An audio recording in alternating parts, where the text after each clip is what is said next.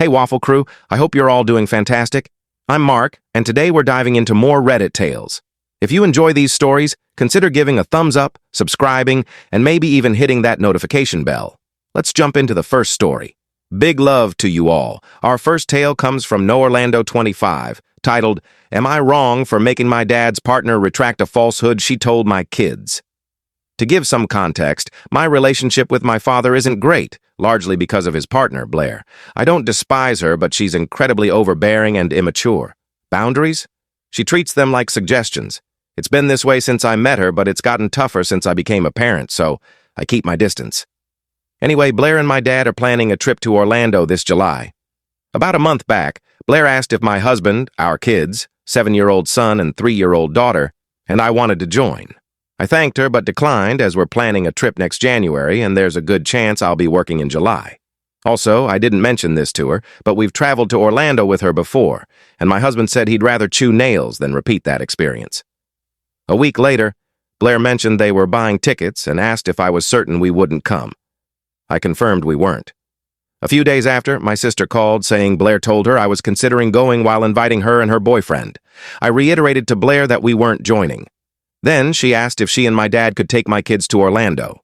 I said no, as we're not even in the same hemisphere as the U.S., and I wouldn't let my children travel internationally without me or my husband. Last week, while my sister was watching my kids during a date night, Blair stopped by to drop off a gift for my husband. She also told my kids we were all going to Orlando in July. My daughter didn't react much initially, but my son was thrilled, buzzing about Disney and asking about the trip. My daughter soon joined in, excited by her brother's enthusiasm. It was gut-wrenching and maddening to see them so worked up. I called Blair and gave her two choices. Either she tells the kids she made it up or I do. I noted that if she did it, she could apologize and explain, but if I had to, I wouldn't sugarcoat it.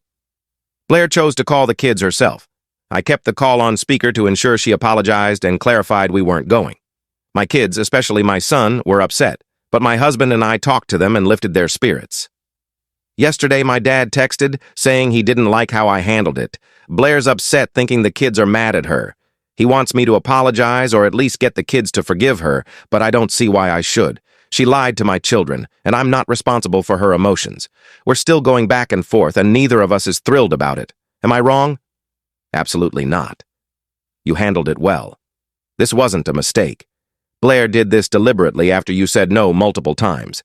She involved your sister, asked to take the kids without you, and then went behind your back to lie to your children, likely hoping to pressure you into giving in. That's manipulation, plain and simple. Blair's feelings aren't your concern. She made the mess. She cleans it up. Stand firm. Komoda agrees, saying you're not wrong. Blair lied after being told repeatedly you weren't going. They suggest a no-contact period until Blair learns lying has consequences. You replied that you've considered low contact with Blair not just for lying. This was her first lie to your kids, but because dealing with her feels like managing a toddler. Komoda adds that Blair's the poster child for refusing responsibility and blaming others.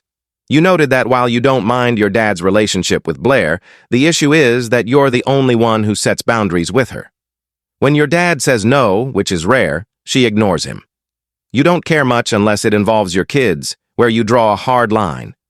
Later, you updated saying your kids are doing okay. Your daughter's excited for her upcoming birthday, but your son's still a bit down.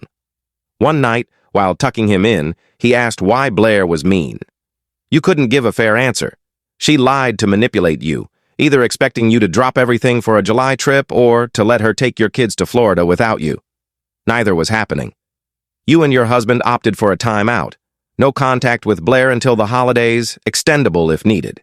You told Blair and your dad over the weekend. She cried, and you and your dad argued again.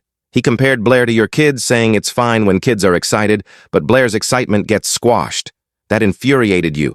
You told him Blair's not a child and you won't parent a 40-something woman who can't take no for an answer. The next day, you had a calmer talk with your dad. He apologized, but it felt like damage control. You said you needed space, not cutting ties, just less contact for now.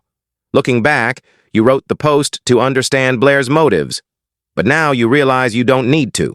You've tolerated her behavior for years, but your kids come first. You might not see Blair until after your trip next year. Thanks for the support, and feel free to ask questions. Let's move to the next story, From Dragonfly Reading, titled, "Am I Wrong for Telling My Mom She's Dead to Me After She Demanded I Pay $2,000 for a cruise I'm not taking?" I'm a 17-year-old guy, and my mom and I have had a strained relationship for 4 months, partly due to my dad. He's never bonded with me, believing I'm an affair baby, though I'm not. He's belittled and controlled me my whole life, and while my mom disagrees, she does nothing to stop it. For example, my family held Christmas while I was out, likely to hide that they got me nothing while showering my brother, 15, and sister, 7, with gifts. I'm used to this, but friends said it's wrong. Since I started dating my 18-year-old girlfriend 5 months ago, my dad's antics worsened. He says she'll cheat, blocks me from seeing her, after a bad fight last week, he threatened my girlfriend, took my phone and car, and kicked me out. During the fight, he threatened to call the police, fight me, and chased me around the house. I ran off, and my mom and sister took me to a hotel for the night. The next day, my mom went back home, saying she had nowhere else to go. I've been staying with my girlfriend's supportive family since. My mom's been saying for years she'll leave my dad and buy a house, but it never happens. So I'm skeptical. Yesterday, she said she booked a family cruise, including my dad. After arguing that I didn't want to be stuck on a ship with him, she demanded $2,000 for my ticket if I didn't go. I told her I was done with her and wouldn't move back, even if she got a house. I don't know the cruise details, but part of me wonders if it could be fun. My dad and brother are distant, and my mom and I are heading that way, but I'm close with my sister. I have a job and could pay the $2,000, but it'd drain my savings. Am I wrong? People asked about a DNA test. I'm sure I'm his kid. I look like him. I don't know if a test was done when I was younger, but even if I showed him proof, he'd likely deny it. He uses the affair accusation to isolate me.